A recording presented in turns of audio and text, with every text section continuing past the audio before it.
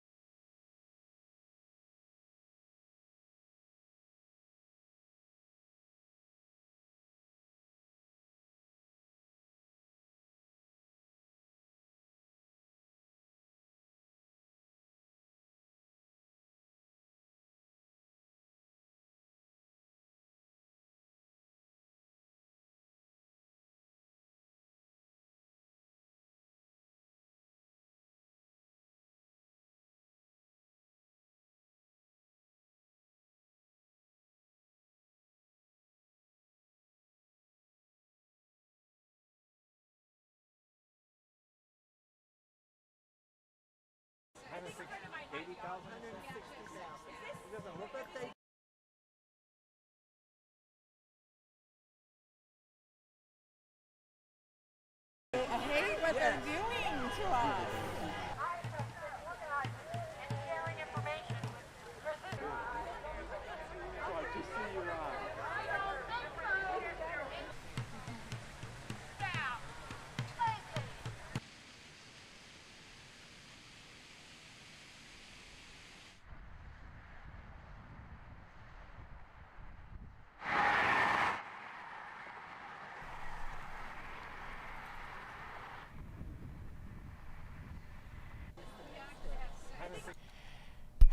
Hello, and welcome back to the live desk. I'm Katie Byrd. It's about 8:40 p.m. on your Tuesday evening. I hope you all had a fantastic day and enjoyed that a little bit cooler weather while we had it. It's about to heat up this weekend. I don't know about you guys. I'm a little bit ready for this second summer just for a bit. Then we'll be going into all the fall feels. I am sure we have a lot to break down tonight on the live desk ahead of the 10 o'clock newscast. So let's get into it. A new congressional map in Missouri is one step closer to becoming a reality.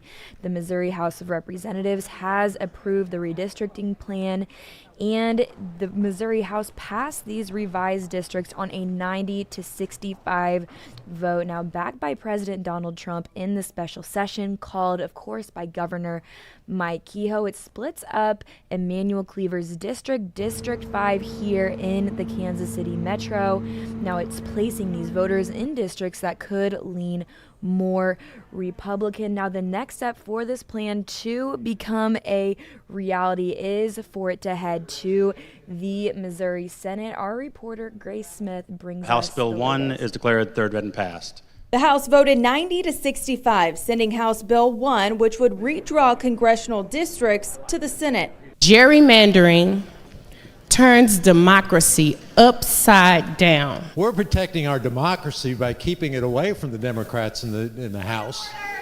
Democrats and Republicans went back and forth on the floor, many sharing how this new map would impact their communities. Would actually further divide. And with the neighborhood and surrounding neighborhoods where I live in Kansas City, we don't need more of that. We need to maintain the people's choice. This new map would split up Emanuel Cleaver's district, District 5, placing those voters in districts that could lean more Republican. Currently, Missouri sends 2 Democrats and 6 Republicans to Washington, D.C. This split aims to create 7 districts likely to vote Republican and only 1 likely to vote Democrat. I think this is a better map for Missouri. While Republicans did not hold a press conference after the vote, we spoke to State Representative Dirk Deaton, who carried the bill. It splits fewer counties, splits fewer municipalities. You go from 9 counties being split to 5. While potential pressures from the Trump administration were constantly brought up by Democrats on the floor, he denied those claims. I reached out to them to see what their thoughts were, just as I talked to the governor's office. Democracy dies in the dark. Meanwhile, Democrats left saying this fight isn't over and they're not backing down. We knew coming into this special session we would lose. We knew that. But we showed up, and we will keep showing up.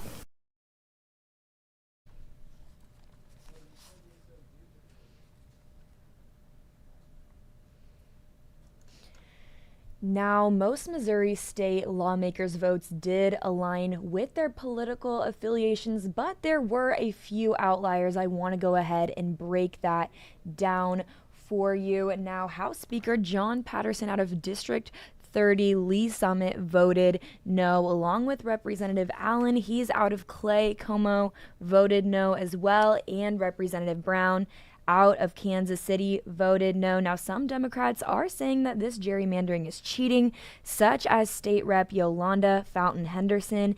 And I want to go ahead next and play you Representative Emanuel Cleaver's most recent reaction to this passage. Go ahead and listen in to what he has to say. Don't need more of that.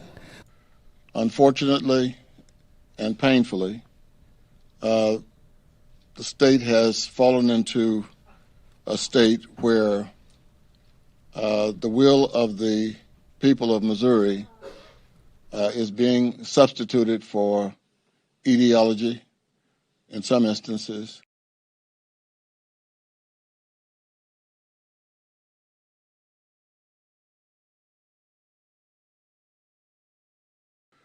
I don't know if people realize the damage and danger of what's going on. This is one of the ugliest moments I've seen and felt in my lifetime.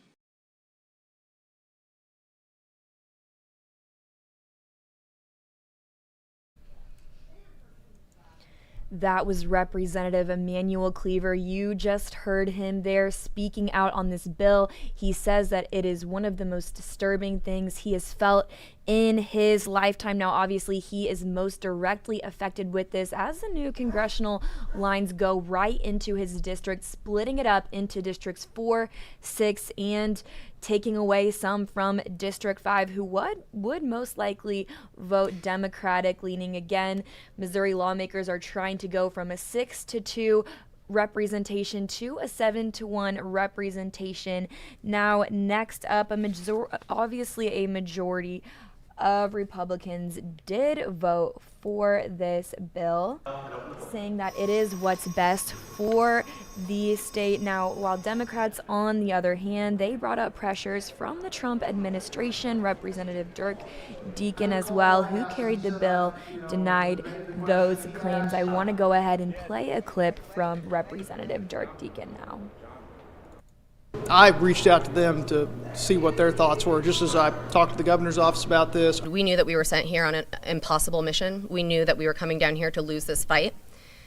So the strategy was never to change hearts and minds. It rarely is in a building where there's a supermajority. But we had an opportunity in this special session to draw attention to what's happening here. So to me, if we really, truly cared about I reached out to them to see what their thoughts were, just as I talked to the governor's office about this. We knew that we were sent here on an impossible mission. We knew that we were coming down here to lose this fight. So the strategy was never to change hearts and minds. It rarely is in a building where there's a supermajority. But we had an opportunity in this special session to draw attention to what's happening here. So to me, if we really, truly cared about Now, if you're curious how the state representatives in your specific area voted, I want to go ahead and pull up this very helpful guide on the KCTV5 website. Now, it breaks down how representatives in each Kansas City area voted, from Smithville, Parkville to Platte City, over to Gladstone, Clay Como, North Kansas City, Sugar Creek, Independence, Lee Summit, Blue Springs, south of the metro here, Grandview, Kansas City, Liberty, Excelsior, Springs. Now, again, it is important to note that this is a very rare mid-decade redistricting plan.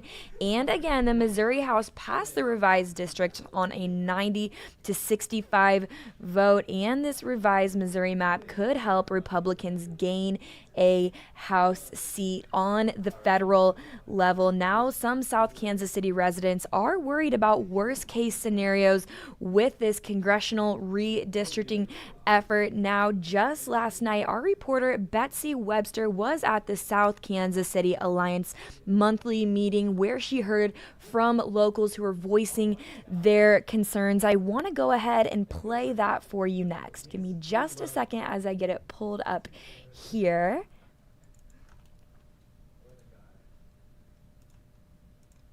Some of the concerns we heard were personal. This is not just about political parties. You see, members of Congress advocate for the voters in their district, and that often includes federal funding. There's worry about money for basic neighborhood services and bigger projects like roads, bridges, and construction that employ union labor. Money equals jobs for our members. Jobs equals food on the table. She spoke to residents of South Kansas City. Even that small segment of the city would be split in two if the measure passes. I think it's going to cause a disinvestment to our areas. So I think that is the real impact for everyday working people in our community. Currently, the 5th District is small in size because it includes only the most densely populated areas of Jackson County, plus a sliver of the Northland. The proposed change, shown on the right, would divide that densely populated area and join each half with largely rural counties. The challenges, the issues that we are dealing with here in Kansas City are different from what someone would have in a rural community. It would also use 71 Highway as a dividing line for much of the city. Those to the east in one district, those to the west in another. Frankly, this is also about dividing our community. That redistricting is just an attempt to rig the November election and to take away our voices, and especially voices like mine. Another issue that came up was the timing.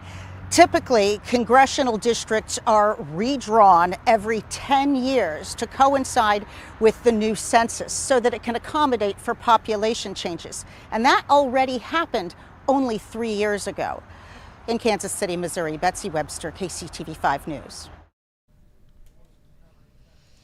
Over the past week, KCTV has sat down with multiple political analysts and experts, some even being local professors right here in the metro. They've weighed in on what this mid-decade redistricting, that's a mouthful, what this will look like going forward as the lines will most likely now be redrawn. I want to go ahead and play an interview with Abigail Vector. She is a professor out of William Jewell, provides some very important insight on what will be happening in the coming days, most likely here in Kansas City. It's so great to have you here on the live desk today. You know, there's a lot happening in our state's capital right now. We're a few days into this special session in Jefferson City. Can I start just by getting your overall reaction and your thoughts on this? Yeah, it's interesting to see Missouri kind of thrust into this national conversation that's happening around gerrymandering. Clearly, this conversation kind of originated with the Trump administration and this White House kind of calling for an opportunity for more Republican seats ahead of the 2026 midterm election. So Texas kind of kicked us off with their redistricting that happened, where they successfully redrew maps to give Republicans 5 more seats likely in Congress. And then we saw California kind of react to that news out of Texas, produce their own maps to kind of counteract the 5 that Texas was providing, with 5 more Democratic seats in California. Now those maps do need to be approved by voters come November, but to see Missouri kind of throw their hat in the ring too is interesting. I'm new-ish to this state, so being part of the national conversation has its pros and cons, but it's definitely part of a bigger story that's going on. Abigail, thank you so much for kind of walking me through this background so we know it is the middle of the decade. So what does this mid-decade redistricting attempt here in our state, what message does this send to Kansas Cityans living in Emmanuel Cleaver's 5th District? Yeah, that's a good question. I mean, we know there's some public opinion data that have come out over the last couple of days suggesting that most Kansas Cityans, I shouldn't even say that, most Missouri citizens generally are not in support of this redistricting effort that's happening, as you mentioned, mid-decade, which is quite rare. It hasn't happened in Missouri since the 60s. So it's been a minute since we've had something like this take place. And they're really, the public support has been overwhelmingly against this redistricting effort. We saw this happen where we had opportunity for public comment. Most individuals were, I believe there was only one who was speaking in favor of these new maps. The rest were speaking against these new maps. So clearly there's a lot of public outcry happening. It's worth noting, right, that this attempt at redistricting, though it's likely to succeed, would give Republicans 7 out of the 8 seats in Congress that Missouri has. And that's talking about a state that went about 40% for Kamala Harris in this last presidential election. So you have a lot of people in the state who voted for Harris but aren't seeing that representation transferred into Congress. There's a lot of frustration around that. So that's what we're seeing kind of at the individual level. That's what we're kind of seeing in Kansas City. There have been some protests that have popped up. But as for the ability to stop this map from passing, it's unlikely that even as the public is attempting to at least slow down the process, it's unlikely that that'll happen. Abigail, thanks so much. And so, you said some states are fighting back, more Democratic leading. Could you tell me a little bit more about that? Is it happening in states like California? Yeah, it is. California and Governor Newsom especially has led this charge. There's sort of this fight fire with fire mentality that's taking hold of the Democratic Party when it comes to gerrymandering and redistricting. You saw former President Barack Obama come out in support of what Governor Newsom is trying to do in California. So it is something that we've seen kind of increase in popularity. Some other states, Democratic-leaning states, are toying with that idea too. We've seen some conversations happening in more Democratic-leaning states, but it's worth noting that it is a little bit easier to do in those Republican-controlled legislatures for a couple of different reasons. One is that Republicans actually do control the map making in a lot of congressional districts in the United States. There was kind of a concentrated effort that took place about 15-20 years ago of the Republican Party to really reach those majorities in state legislatures and as a result control that map drawing power. Not every state redraws their map or allows the legislature to redraw their map. Sometimes those are individual commissions, but the overwhelming number of states that do allow the state legislatures to do that are Republican states. So it's a little bit more difficult for the Democratic Party to kind of fight back in the same way, but we're certainly seeing that effort. Looking forward into the coming days and weeks as the special session continues, what do you see happening here in the state of Missouri?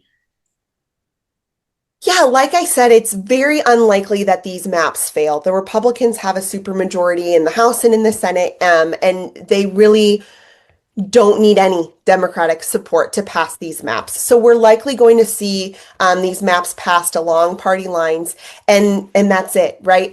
We do see some legal challenges already being filed from these maps. The NAACP in Missouri did already file a lawsuit questioning the legality of the special session itself, basically saying that the governor did not have the right to call this special session, and it was a illegal session in the first place. We see some other pushes happen around, did the Republicans have the right to start this session when they didn't have a quorum? That's kind of a legal challenge and a legal argument that's being made. And then Representative Cleaver, who is really kind of at the center of this controversy, it's his district, District 5, that's being broken up in these new maps. He has also said that he will take legal action if these maps go through. So while I don't think these maps are going to be stopped at the state legislature level, we are going to likely see some legal challenges take place. Wow, that is super interesting. And like you said, there has been some pushback with the lawsuits, and there's also been protesting in our state's capital. So I just kind of want to get your reaction on how important it is for people, Republican and Democrats both, to allow their voices to be heard in our democracy in the country. Yeah, absolutely. I mean, it's essential, right? Our representation is based on one person, one vote, and that's the goal. And you have a lot of interesting discourse happening from people all across the political spectrum, with a recognition of, hey, what the interests are in Kansas City, how we want our needs as a city represented in Congress may not align with the needs of more rural communities that are kind of being lumped in. So there's a reason for both citizens on maybe the more rural side of our state and those in Kansas City to be concerned about what's happening, to have one individual have to represent some disparate views in Congress is tricky. And there's some compromises that are going to have to be made on behalf of either the urban or more rural constituency. So a lot of individuals are concerned about that, I would argue rightly. And my advice would be to participate and call your officials, call your elected officials, and let them know your perspective on this issue. That's the only reason that we'll see change in the future. And it'll be really fascinating to see how this plays out in 2026. If there's concern around turnout, right? And who feels like their voice actually matters in these elections. All of that is really important for our democracy, and we want citizens to feel empowered and like their vote does matter. And so it's a big deal. It truly is, Abigail, such a great message. And so I'm just curious, this is continuing to be a hot topic. I don't see it going away in the near future, not in Missouri or any other states who are fighting back. And so I'm curious, what is your message to KCTV viewers, maybe those who are living in Emanuel Cleaver's 5th District? Yeah, I mean, my goal, and what I always say to my students too, is you have a voice, and your voice is power. And so not to give up that power willingly, right? There's sometimes this temptation to remove oneself from the political world, especially in this current moment when there's a lot of contention, there's a lot of frustration, there's a lot of polarization that's happening. And my advice and my suggestion would not be to shy away from that, but to lean in and to have conversations with your neighbors, in your community, with people, and talk about these issues together. And so I hope that people don't feel discouraged from participating even in a post redistrict election, right? And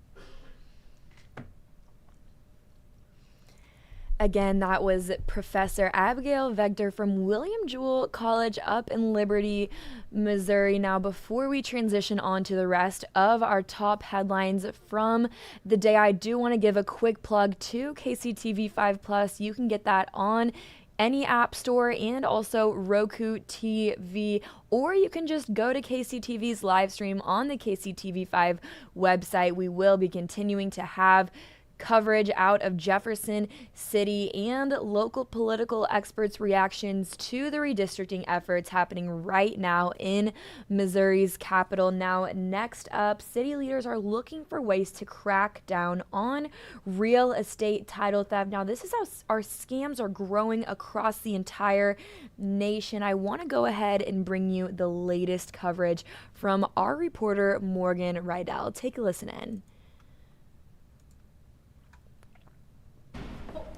Hold on.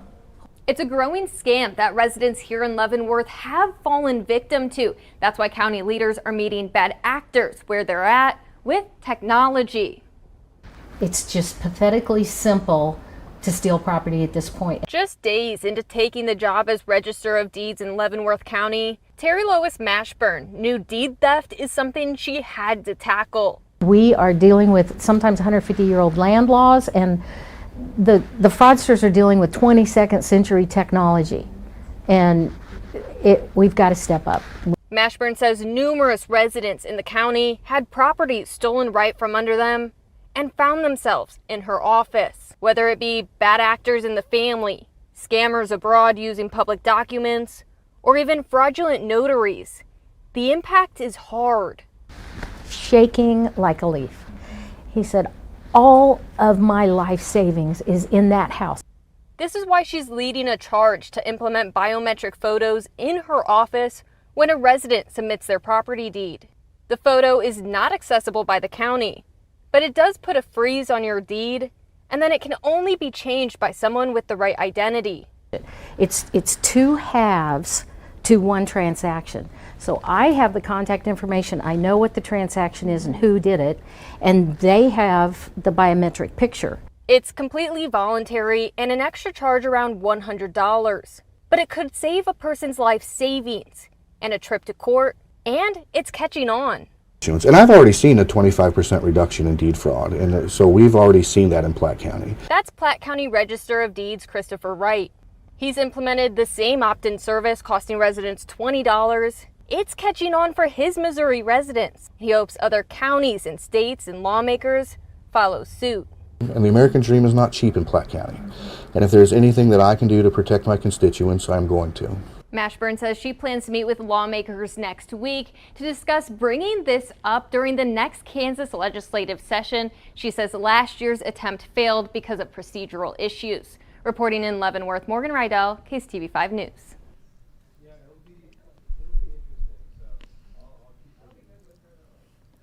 Next up, for the first time today, one Lee Summit officer speaks out after he almost lost his life. He was shot 4 times in the line of duty. Our reporter Gabby Luma heard from him earlier today. Truly inspiring. Take a listen in. Every day, each officer steps out of their cruiser knowing the danger they face outside these doors. Namely, Officer Jared Timbrook, who was shot 4 times in the line of duty, and he's speaking out for the first time since that day. Officer Timbrook shares a similar trait of many officers passionate about serving. I'm just not the same person not doing this job. Even after surviving what Timbrook acknowledges could have been his last day alive, he still wants to serve.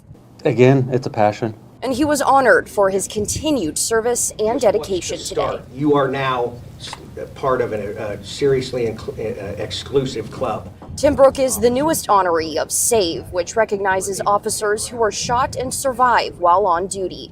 We got a chance to hear about the support he's received from the community since that day. The care, the outpour of support from Lee Summit to my neighborhood just has been fantastic. Timbrook was shot in the shoulder, chest, thigh, and his foot with a large caliber handgun. 3 of those 4 bullets went through his body. The lone bullet that didn't make it through was stopped by his vest. One representative from Point Blank, the company providing these vests, says Timbrook got lucky. The Lord has more plans for him. Now Timbrook's road to recovery continues. Colleagues praised Timbrook's headstrong attitude in helping his recovery thus far. Timbrook credits his wife for being next to him every step of the way. I don't know where I would be without her. Reporting from Lee Summit, Gabby Luma, KCTV5 News. Truly such an inspiring story and journey of recovery. Now, next up, the Missouri Department of Transportation crews have officially broken ground on the improved I-70 project. Now, that's between Blue Springs and Odessa. Our reporter Nathan Brennan was out there this morning to check it out for himself. Let's learn how long this construction project will last. If you drive along I-70, you're probably starting to notice more barricades and road crews. Well, those road crews aren't going away anytime soon as MoDOT continues their efforts to expand I-70 from 2 lanes to 3. 1, 2, 3. On Tuesday morning, several representatives with MoDOT made the work between Blue Springs and Odessa official. The stretch from Highway 7 to Highway H will have the biggest impact to drivers in the metro, leading to on and off lane closures and delays. Keep in mind, this is just one phase of the nearly 200 miles of road that will get a makeover, and even though construction will be a bit frustrating over the next several months, MoDOT crews say it will be worth the wait. There's a lot of significant improvements that are coming that are going to reset how this interstate looks and feels for the next generation. So there will be some short-term pain, but the gains for the long term are going to be significant for both safety and then economic development as well in the area. And if you normally drive along I-70 between Blue Springs and Odessa, you might want to find an alternate route over the next couple of years, because that stretch of the project isn't expected to be finished until 2028, but the entire Improve I-70 project is still on pace to be complete by 2030. In Grain Valley, Nathan Brennan, KCTV 5 News. Now next up, Kansas City leaders have revealed the finalized location for the Kansas City Police Department's temporary jail. This is going to be brought up at a city council meeting next week in a proposed ordinance. Now, it's important to note the city does not own a jail, and it uses other jails to detain criminals. Currently, it contracts out with Vernon and Johnson counties. Now, City Councilman Nathan Willett said that they do have access to about 140 beds between these two counties for inmates, but he said this means they can also deny certain individuals. Willett also said adding a temporary jail would add in total about 100 additional spaces by next April, and it would be located in a city-owned tow lot along Front Street. Let's hear more on what Councilman Willett has to say about this. I would love it to happen right now. I've been saying that over and over again that we need one. I knew when I got elected to City Council we needed a space for a jail at quite a bit of capacity. We knew back in 2019 when the first study was done to determine the site and the size we needed a jail then.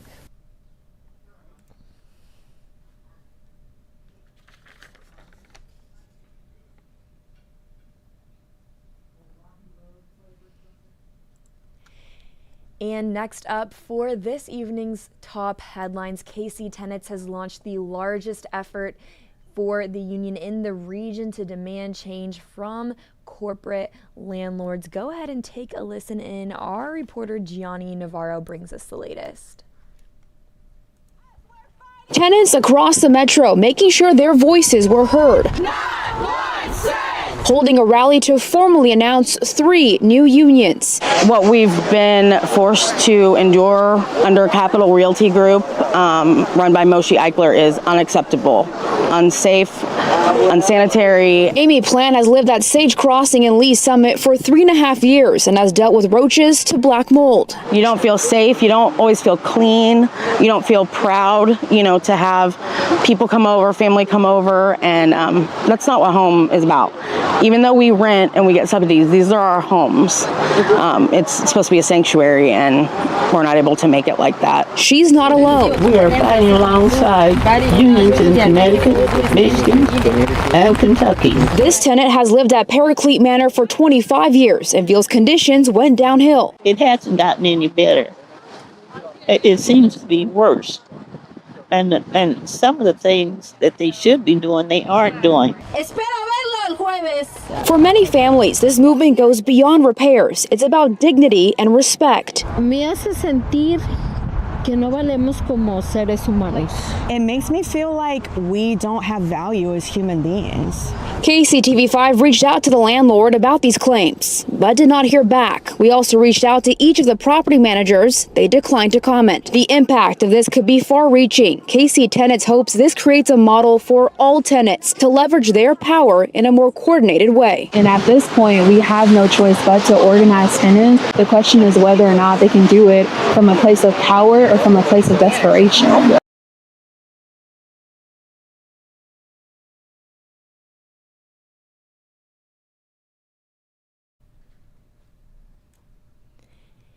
And next up, earlier today, some Chiefs players traded out football for doctors. Team Smile took over Arrowhead Stadium. Dozens of dentists and their assistants packed in to give free dental care to kids in the metro. Dr. Bill Bush with Team Smile sat down with KCTV to paint a picture of just how vital it is to provide resources like this in the community. Let's listen in to what he has to say.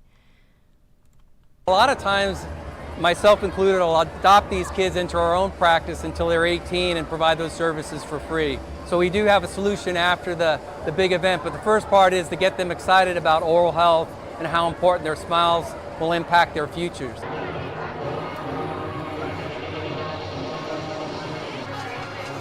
Dr. Bill Bush with Team Smile says the event is much more than just cleaning teeth. You heard him there saying how sometimes, most times actually, they adopt these kids into their own practice. The goal is just to get them excited about oral hygiene. Now, we also heard from Chiefs long snapper James Winchester about what this event means to him. Take a listen in.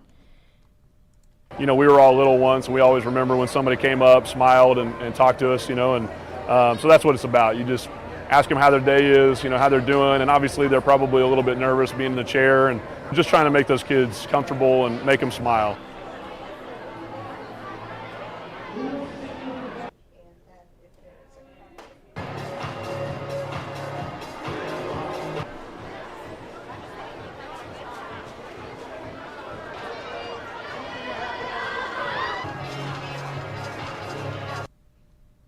Just a little bit before 9:15 p.m. We're about 45 minutes out from your KCTV5 news at 10. Next up, I want to bring you a very cool story. One couple I spoke with earlier today, they got engaged at the Eras Tour in Texas a couple of years ago, and recently, actually just a couple of weeks ago, they learned that StubHub was giving them free VIP tickets to the Chiefs and Eagles game this Sunday afternoon. I spoke with them earlier today about just what this means to them. It's actually going to be their first time in Kansas City. Let's learn more from Shania and Kyle. Take a listen in. Shania, Kyle, thanks so much for sitting down on the to meet you guys. You have a really exciting weekend coming up, getting VIP tickets to the Chiefs game. You're getting flown in, put in a hotel with StubHub. Super cool experience. But I want to start from the very beginning. How did you two meet? So we met back in 2020 during the COVID era. We started talking online. We met on Facebook in March of 2020, but we didn't actually meet in person until June. I really kept him going along and had to make sure he was interested, trying to make sure, you know, meeting online that everything was working out and perfect. But when we did finally meet, I totally regretted not meeting him in person earlier. And from there, you know, we fell in love. We got engaged at the Eras Tour and married in May of this year. So we're just very happy. Congratulations, you guys. It truly is like the perfect Swiftie love story. You meet during COVID, you get engaged at the Eras Tour. So I want to ask you guys about that next. Where were you when you got engaged, and can you kind of walk me through what that was like? Yeah, so after, you know, we met and everything, we ended up moving from New York, where we're originally from, to Dallas in 2021. So we lived right nearby when the Eras Tour happened in 2023. We went to the Arlington date. I believe it was April 1st. Yeah. Yes. And the whole day was just fantastic. The concert was amazing. And I definitely was not expecting an Eras Tour engagement at all. But I was just so starstruck the entire night, and it just felt like I was dreaming the whole time. When Love Story was playing, you know, I almost missed the whole entire engagement.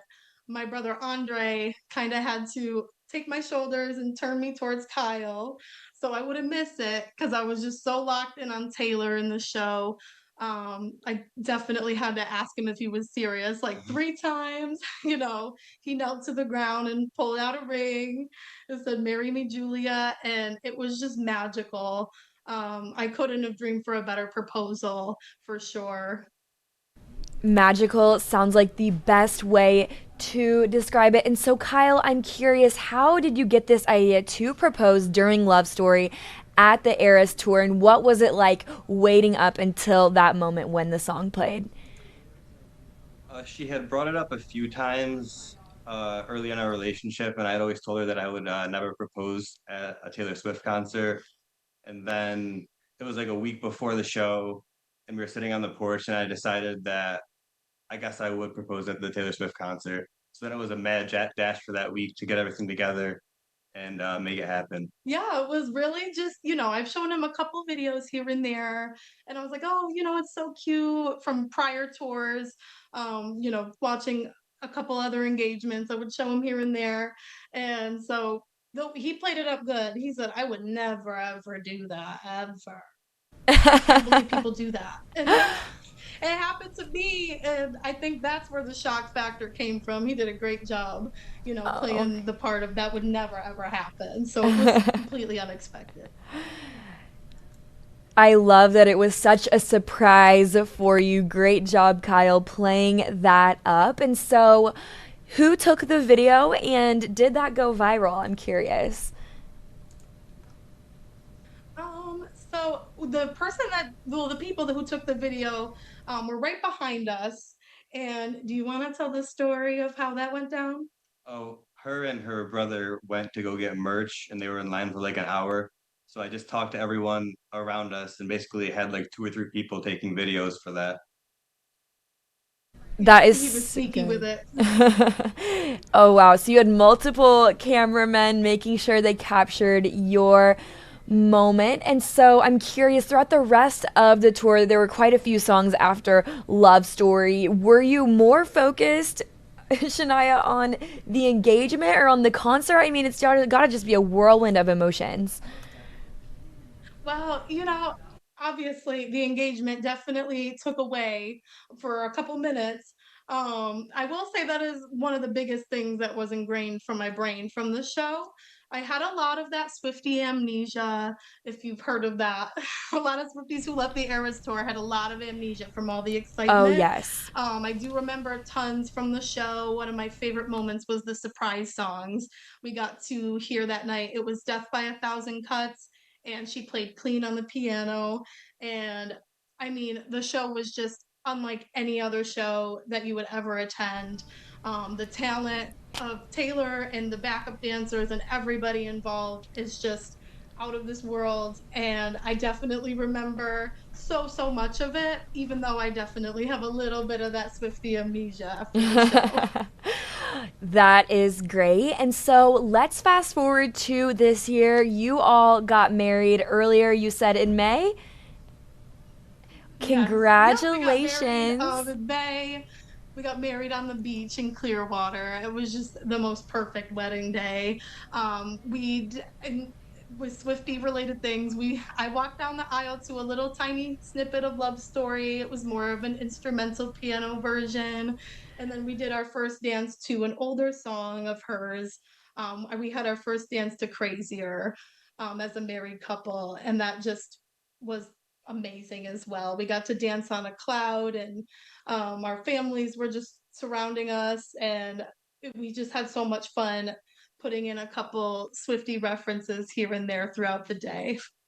Wow, and I can't think of a better couple to incorporate Taylor Swift on your wedding day, since you got engaged at the Eras Tour. And so, how did StubHub let you guys know that you were going to get to go to basically Taylor and Travis's unofficial engagement party with the first Chiefs home game since they announced the big news?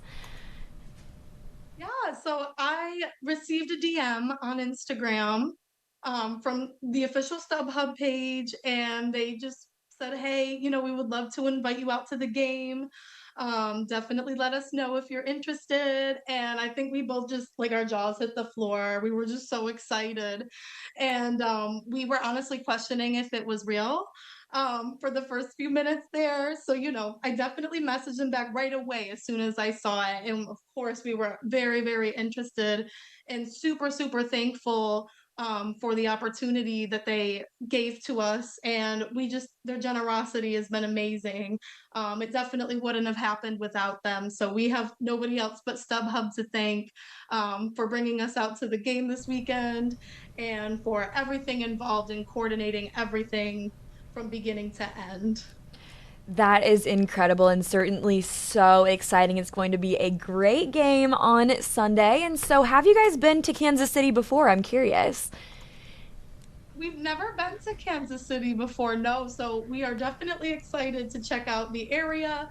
On top of going to the game, we're definitely looking forward to a super fun weekend and an incredible game. The Chiefs, I know, are amazing. And we just can't wait to watch them. And of course, Travis Kelce do his thing, and the whole entire team. I know they're a very gifted and very talented team. So we're very, very excited to be rooting for the Chiefs for sure. Yay! Well, I can't think of a better time to experience Kansas City for the first time than going to the home opening game, and best of luck to the Chiefs this weekend. And so, what's your message to Chiefs Kingdom?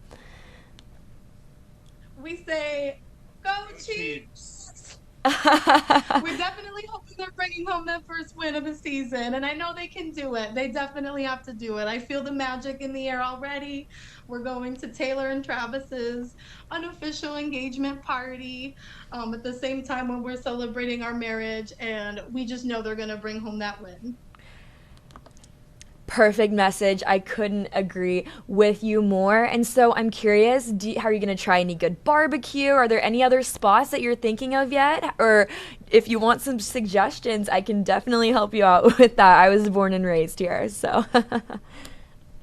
So we definitely started checking out a couple of the places that Taylor and Travis have visited in the past. And I believe it was one of her first shows or one of her first games that she attended for the Chiefs. They went to this rooftop bar called Prime Social, and we made a reservation there for Saturday night, and we're super, super excited to try that out. I think they do have like barbecue, and I mean, just to be in the same place and having a date night in the same space that Taylor and Travis have previously is just amazing, and we're super excited and looking forward to going to Prime Social for sure.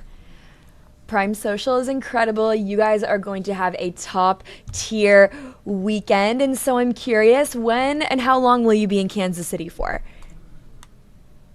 So we'll be arriving on late Friday night, and then I think we leave about morning or noon on Monday. So it's a shorter trip, but it's definitely going to be fun and super full of excitement for sure. Yes, that's the perfect amount of time. A long weekend in Kansas City, rooting on the Chiefs. Super fun. Is there anything else you guys want to add that I haven't yet asked you? Well, we just are so looking forward to the entire weekend. We're huge fans of the Chiefs and have so much respect for what they do. And we definitely hope to see Taylor if she comes. We'll definitely be looking out for her as well. And we just are so happy that they get to celebrate their love story and we get to celebrate it there with them, especially after having our mini engagement celebration with Taylor at the Eras Tour. We could only hope to celebrate their engagement at Arrowhead Stadium.